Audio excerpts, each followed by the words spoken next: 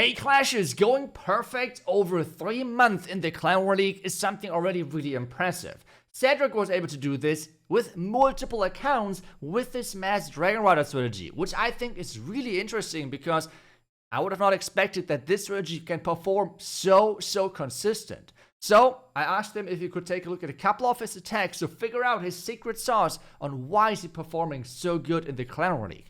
So let's learn from the best and let's watch some attacks. We should start things off with really identifying the different moving pieces within this strategy. The start is always a Royal Champion charge, but this time around it is using the Rocket Spear in combination with the Phoenix. So no Fox, no Haste Vial, no Hot Rider Puppet. Instead, we're using the Boots in combination with the Rocket Spear.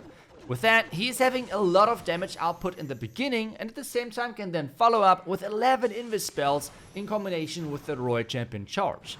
And the key really here is and how he's playing this Royal Champion charge. Because if you take a look closer, he is really skipping a lot of times defenses. And this is one of the big secrets on how you can make the Electro Boots look even stronger than they already are. And this means skipping a couple of defenses and pushing the Royal Champ further ahead to make sure that you're taking advantage of the range of the Electro Boots. With that, you can see already he's dealing damage to the cannon while he's not even really close to it. As soon as this Expo is close to going down, he's then investing another invisibility to redirect the Royal Champion then to the next building. With that, he's taking down half the base of defenses pretty much just with this Royal Champ in the beginning. After that, you can deploy Dragons, Dragonriders, whatever, but he's going with the Dragonriders because he says for himself this has been the most consistent and that with Dragons he has struggled a little bit. The reason why he's saying this is that overall he had more time issues with the Dragons. On top of that, things like those outside buildings up here for Dragons, they might get stuck there. While with the Dragonriders, just keep moving forward and never look back. While the minions then can do the outside job. As well, the Archer Queen on this one has a different purpose than compared, for example, to the Dragons. Because in the Dragon attack, they're attacking everything. And the Queen is there to really keep the Dragons inside the base. On this strategy, she's more as a cleanup troop at the end of the day, which has solid DPS output and can stay alive on her own as well if there's a little bit of damage. The giant arrow in the beginning is getting used to take down sweepers or air defenses because this means less damage later on for the Dragonriders moving through. And I mean, let's be honest, there's maybe a couple of the Dragonriders left alive after this attack, so those attacks are not even really close. So it's just looking really impressive. But what about the defending heroes? Isn't that like a bad thing? Dragons can defend themselves. What is the plan for Archer Queen, Royal Champ or Minion Prince on defense? The easy answer here is, well, he has his Minion Prince and he has as well some Dragons inside the Slammer. And since the Slammer is always flying up in front, he can use those Dragons to really take down all of those important heroes. The next question would be, what is he going for with his Royal Champion charge? Well, typically it's always two things, and this is the same for all of the different strategies out there. First thing is pathing. It doesn't matter if you're playing Root Riders, it doesn't matter if you're playing Dragons, Dragon Riders, whatever, you want to set up a certain pathing for those troops. So for example, for this one, what he's trying to achieve, to enter from either the right or the left side, from the cannon, towards the Town Hall, then towards the other cannon. That's why he's taking down the top side. Now you're wondering, iTzu, why is he going from the top side? I mean, not from the right, bottom, left, whatever. Why from the top side? Well, you have some key defenses you want to take down. One thing, for example, is the Monolith, but the most important thing really is that you want to have as well the Clan Castle taken care of really early on, because on the back end, it can be quite annoying, luring your troops away and such. So going into that one early is always a nice thing, because then he can use the Archer Queen to lure it to the outside if the Royal Champion hasn't already taken down the Clan Castle troops itself. So with that, there is few rocket duels. The next thing as well, the aura of the Royal Champ herself can already take down the Clan Castle as well. But now he has done an amazing job with the giant arrow, taking down 2 air defenses and the sweepers, and now the Dragon Riders are just going in from the top side. Again, Dragons, they would need to funnel the top side again. Dragon Riders just don't care. He is having the Slammer then up in front, and inside there he has then as well the, Dragons to take down whatever is next. The Minion Prince here is taken care of by the Minion Prince, And then on later stages, as he's going into the defending queen and such, he has then even more power with the dragons, which are coming from the slammer. Yes, if there are no dragons, those defending heroes can be quite annoying, but again, you have a poison, you have a freeze, you have a skeleton spell, all of those things can be used to really take down and shut down the potential power of those defending heroes. It is the only pretty much downside of this strategy, but as he's showcasing, it doesn't really matter. I mean, take a look at how many troops are left alive yet again. One of those dragons, or even two dragons, are now going for the Archer Queen, the Minion Prince as well, and with that, his base is done yet again. But let's just take a look at a couple of more bases, because what is really popular right now? That's right, ring bases and poison tower bases. How does this strategy perform against such bases? Let's find out.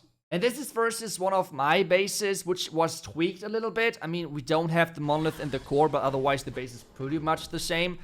He just moved it to the outside. But the approach is always the same on those ring bases. Try to interrupt the ring. Yep, that's easy as it could get. And the nice thing about this is that with the Rocket Spear and the invisibility spells, 11 of them, you should be always to do that.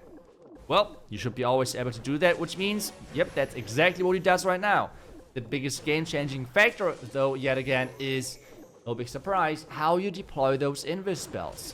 Mastering this will make you such a better attacker with this strategy. And the funny thing as well is, I mean, I already talked about that in my opinion, this thing should be nerfed, the electric boots again. Not killed. I mean, some people, I don't know if they want to misunderstand, but whatever. But I've seen as well a lot of people, thankfully, actually using their brain and saying, hey, I put resource and everything in there. I would not like to see it nerfed, but I can understand if it gets nerfed because, yes, it's too strong. So I fully respect that. I mean, that is for sure an opinion you can have, but people saying that it should not get nerfed because it's not that strong, I don't know what they're playing. Maybe a different game or something. On this one, we can see it again with the strategy itself, that we have the Archer Queen on this one mostly as a cleanup troop. Otherwise, it was the giant arrow which was utilized for the sweepers in the core that the troops are actually pathing in there. Because that's another thing. I don't know why, but it really is that those Dragonriders are pathing different than dragons, and especially with their longer range. It's more like that some of them are splitting towards the core, for example. This can always be a really nice thing because, I mean, they have quite high DPS. So even if you have one or two Dragonriders inside the core, the Town Hall will go down within seconds. The Queen clearing out the outside, the Dragonriders are just doing their job. He's catching a lot of Black Mines right now, which can be a problem. I mean, this is obviously at the end of the day as well the difference between ground and air.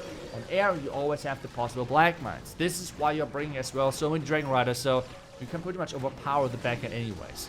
Now we have a late Minion Prince ability, and even though this is close, I guess I can be happy about that this style of me, with the base and everything, is defending. It's not getting overkilled as much as the other bases, I guess. Can be nice, but at the end of the day, it's a triple anyways. And this is just the crazy thing about this consistency. But even Invis Tower bases, he said, is like one of the easiest things to take down because you have so many tools to take those bases out. And with the dragons, you can get stuck on the outside, and then the core Invis is just reloading, which you have already triggered with the Archer Queen. But again, right now, not Invis Towers are meta. Instead, those ring poison towers, and there's a couple of different styles. Let's take a look. And I would say this is a more spread out base when it comes down to the ring. Like, we have not really this really compact, heavily stacked layers here. Instead, they're more like spread out, but still we have the ring aspect of this base. But the approach is the same. Interrupt the ring. And again, something which he likes to do is just going in around the clan castle. This is something which you can really see over all of those attacks pretty much. That if there is any option of like having a lot of air targeting defenses around the clan castle, that's something where he likes to go into. One of the reasons might be that he could take down the clan castle building itself with like the aura, I guess. So the clan castle is sometimes not even getting fully lured like in one of the earlier attacks. Otherwise, you just have it lured and the Archer Queen then can take it out later with the poison. That is always no problem. As he's moving through, you can see now one of the bigger problems with the clan castle. If you're not deploying the image spells perfectly, it can tank a couple of shots, for example, which can be annoying. But again, this is then up to you to really counteract that with perfectly deployed invis spells. Next one, again, taking down the Expo because the or actually is staying alive with so little hit points. But it doesn't really matter. I mean, he is taking down the corner. Now we have the Ashku with the giant arrow taking down all of the left side defenses, the sweepers, and obviously as well the one backhand air defense. And now he's just going in with those Dragonriders. Another thing which is really nice is if you're picking an entry, try to go into defending heroes early.